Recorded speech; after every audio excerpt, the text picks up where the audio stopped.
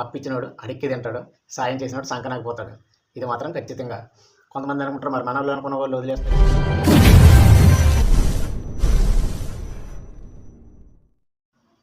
Hello, hi friends, అందరూ బాగుండాలి, అందులో నేనే ఉండాలి. ఈరోజు మనం సరికొత్త వీడియోతో వస్తున్నాము. ఈరోజు వీడియో ఏంటంటే మనం అప్పు ఇవ్వటాన్ని లేదా సాయం చేయడం గురించి ఈరోజు వీడియో నడుస్తుంది.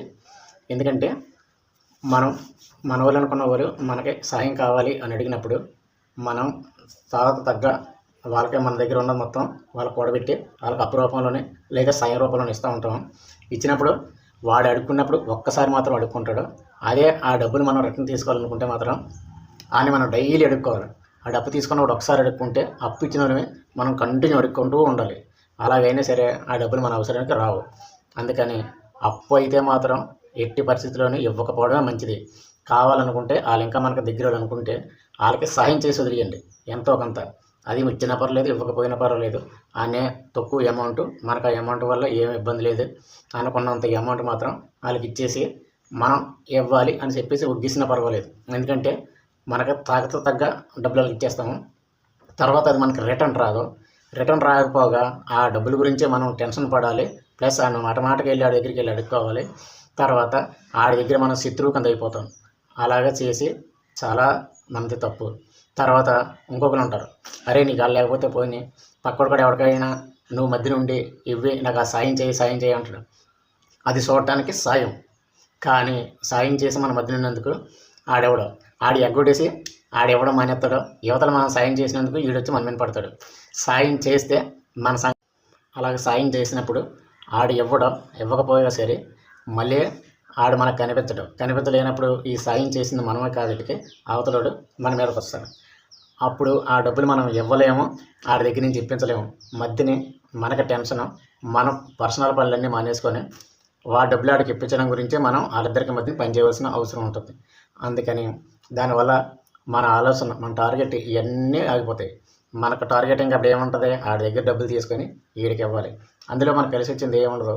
దాని గురించి మనకెందుకు, మనం అలాంటి మధ్యకు దూరద్దు. అందుకే అప్పిచ్చినోడు అడిక్కి తింటాడు, సాయం చేసినోడు సంకనాకి పోతాడు. ఇది మాత్రం ఖచ్చితంగా. కొంతమంది అనుకుంటారు మరి మన వాళ్ళు అనుకున్న వాళ్ళు వదిలేస్తే ఎలాగా ఏంటి అని. మన వాళ్ళు అన్న వాళ్ళు ఎవరు ఉండరు. ఎవడైనా సరే ఏదైనా నీ కష్టం నువ్వు ఒక్కడవే పడతావు, లేదా వాళ్ళు మనోలే మనం ఎలాగైనా సాయం చేయాలి అని మనం అనుకున్నప్పుడు వాళ్ళకి మన వంతు ఎంతో కొంత సాయం చేసి వదిలే.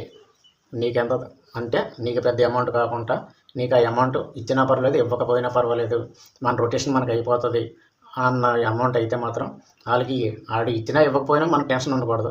ఆడిని అడుగుతాం, కానీ ఆడు ఇచ్చినా ఇవ్వకపోయినా పర్వాలేదు. ఆ అమౌంట్ తోటి మనం ఏరో పనులకి మనకి ఆ టయానికి ఆ అమౌంట్ తీసి ఏరో పనికి పెట్టాలి అనుకున్న అమౌంట్ మాత్రం ఎప్పుడు ఎవరికి ఇవ్వద్దు.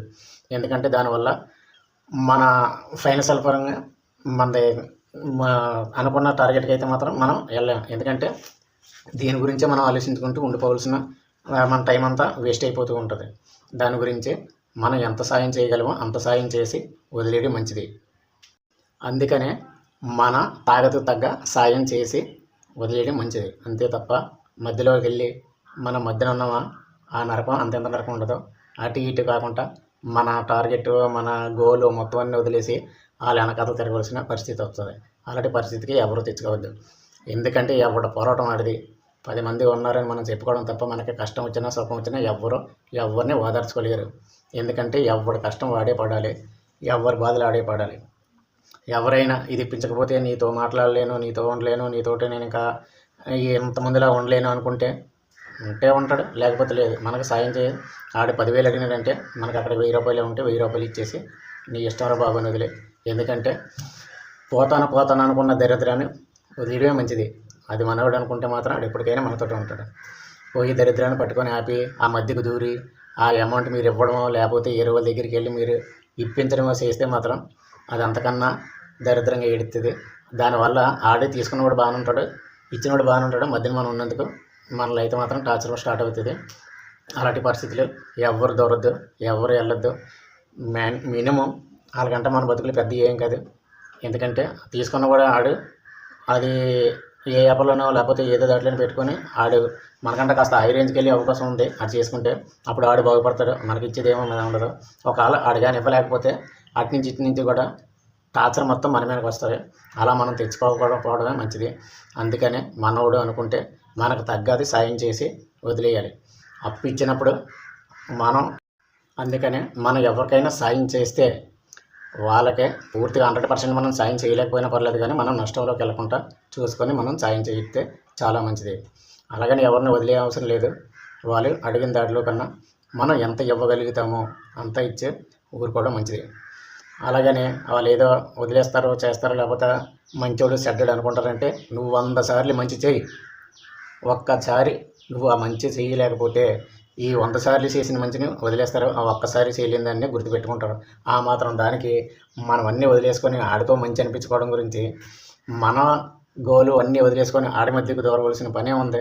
ఈరోజు కాబట్టి రేపైనా మనల్ని చెడ్డ అంటారు.